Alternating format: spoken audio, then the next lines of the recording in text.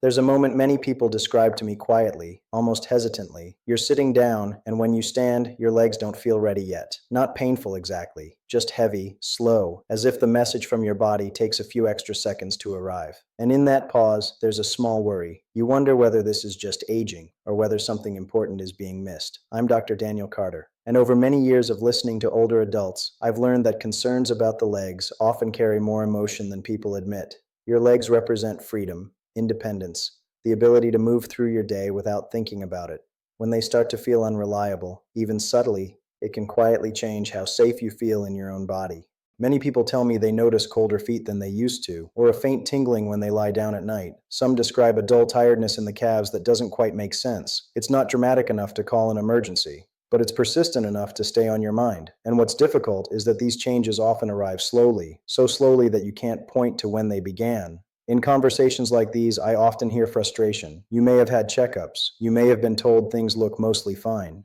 Yet you still feel that something isn't flowing the way it once did. Many older adults sense this before any test ever shows it. The body has its own quiet language. Over time, I've noticed a familiar pattern. When circulation in the legs becomes less efficient, it rarely announces itself loudly.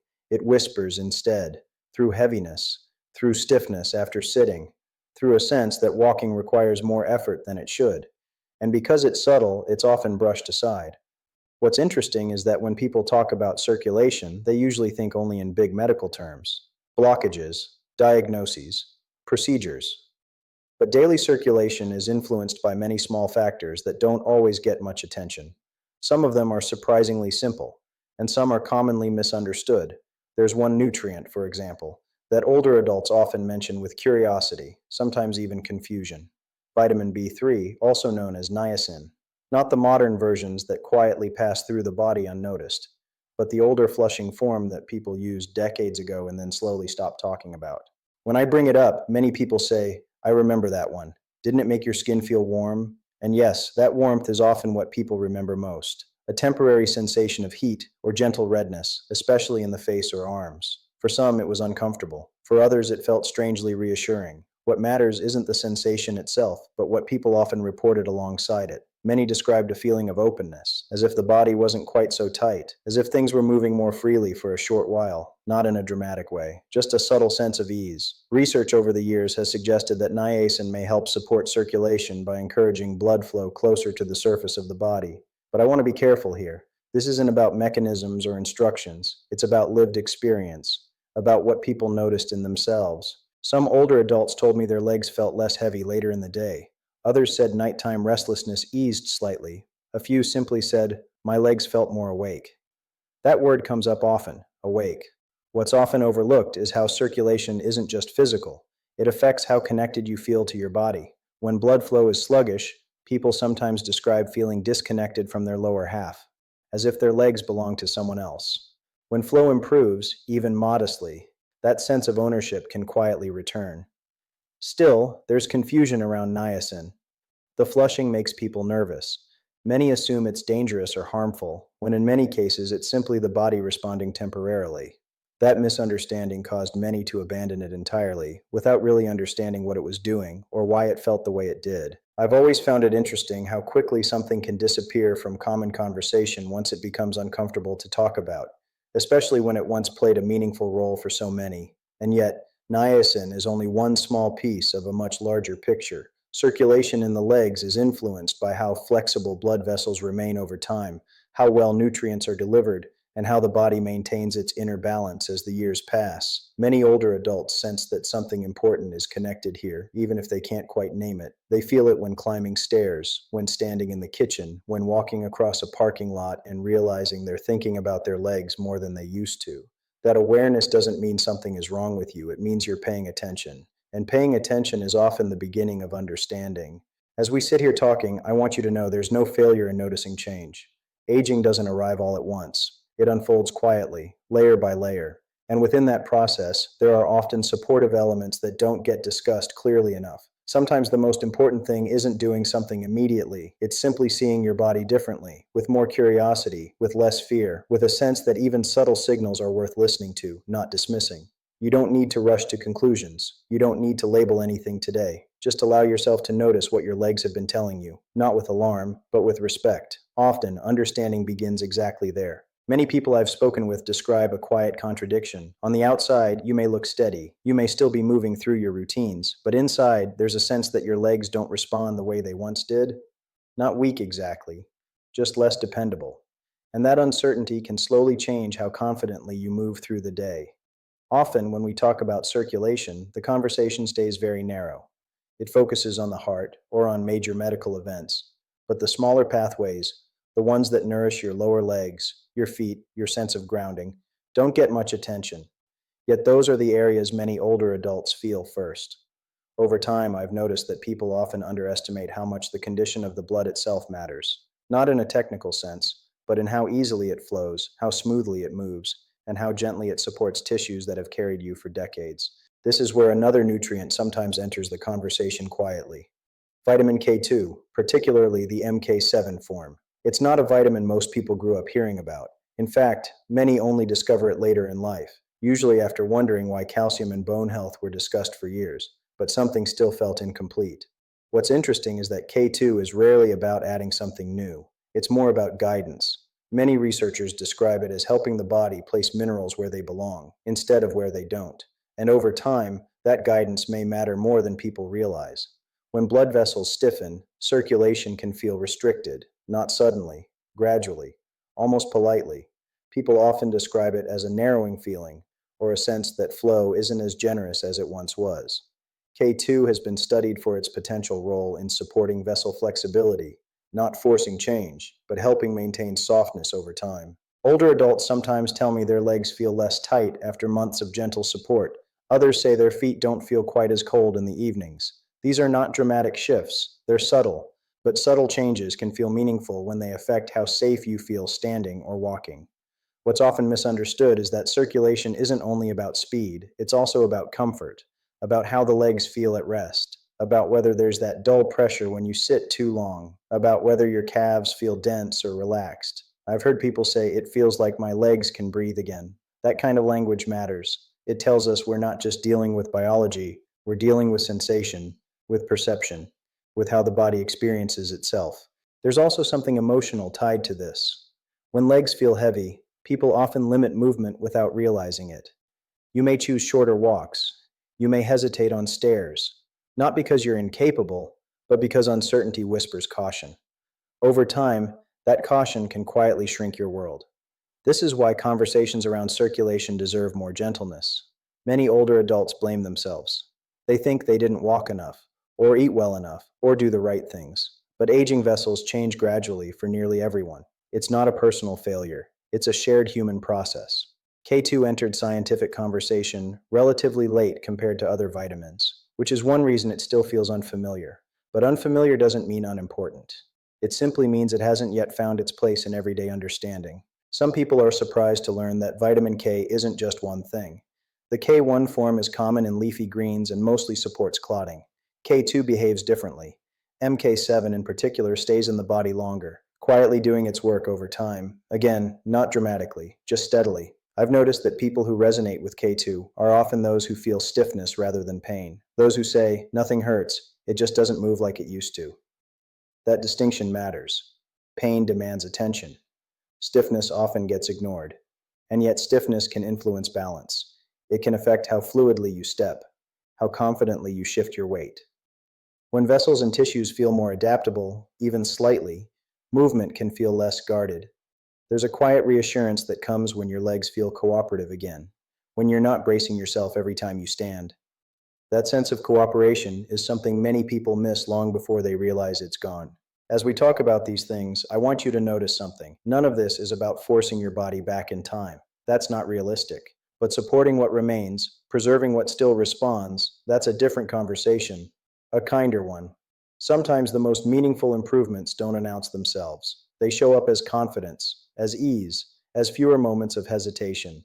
You may find yourself standing up without thinking about it, walking across a room without calculating each step. Those moments don't feel dramatic, but they matter deeply. And there's still another quiet supporter often mentioned in these conversations, one that many people assume they already understand, yet rarely consider in this particular context. That's something we can sit with next, gently, without rushing to conclusions. There's a familiar phrase I hear quite often: I thought I was already getting enough of that.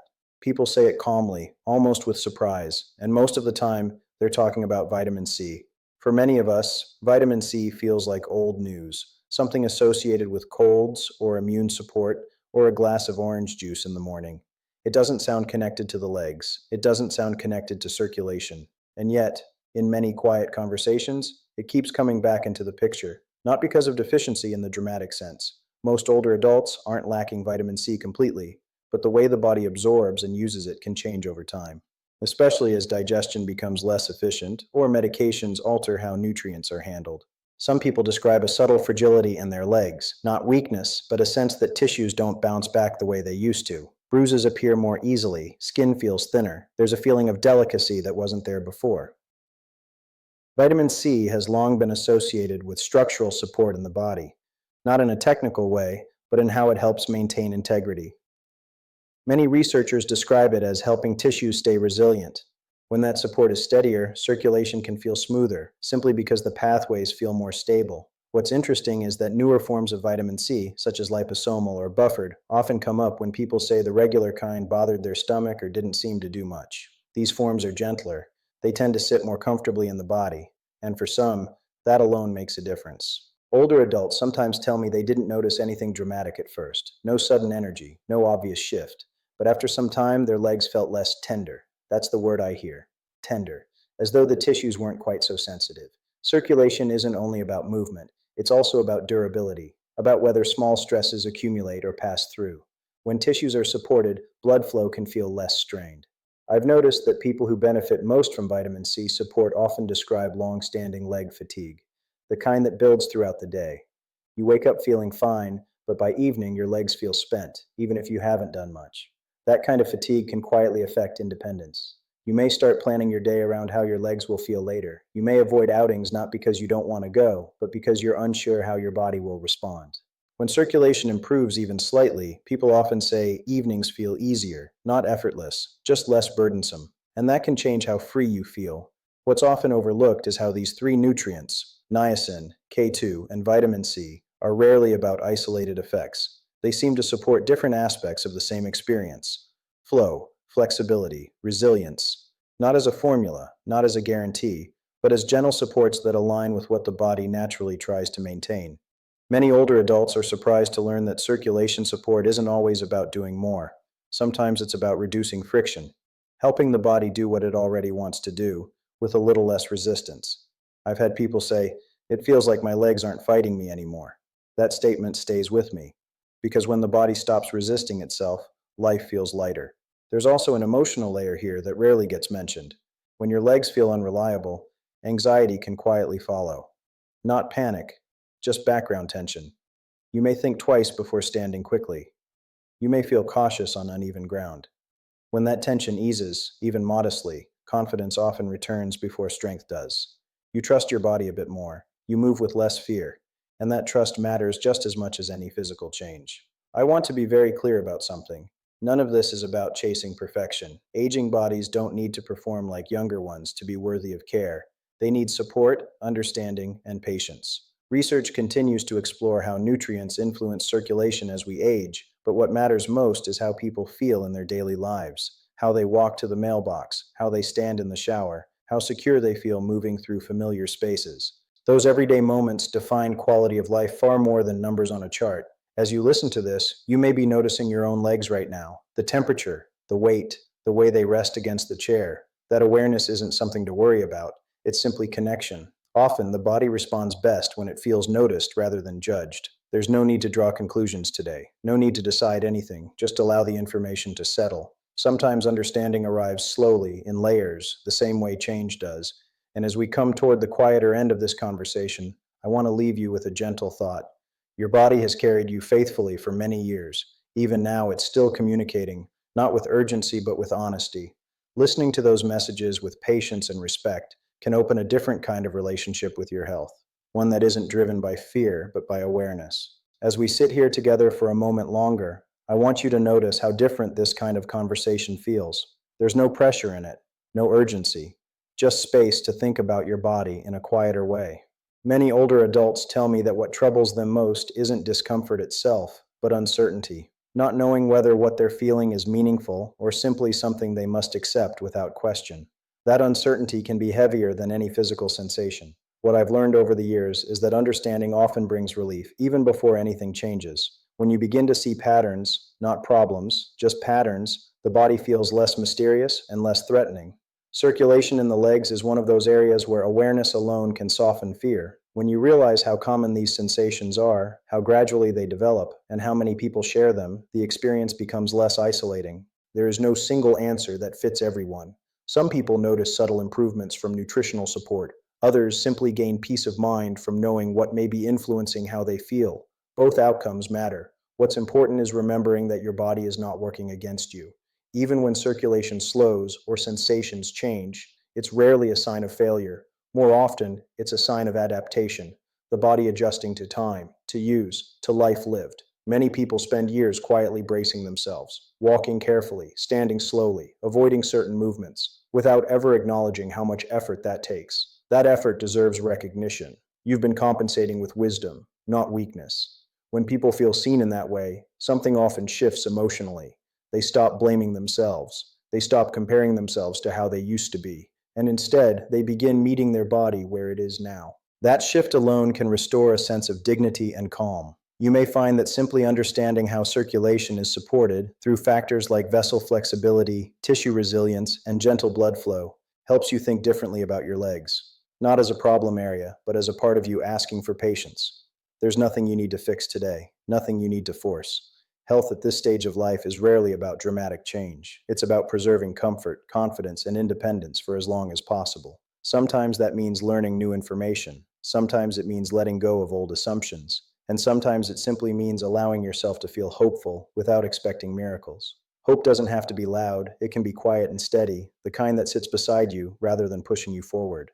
As you move through your days, you may begin noticing small things differently: how your legs feel in the morning, how they respond in the evening, not to judge, just to observe. That kind of gentle attention builds trust. And trust between you and your body is one of the most valuable forms of stability there is. If this conversation has done anything at all, I hope it's helped you feel less alone in what you've been noticing. Many people walk this path silently. You don't have to. Take this with you quietly. Let it settle in its own time. Sometimes understanding doesn't ask for action, only awareness. And that awareness, carried calmly, can change how you feel about your body long before anything else does.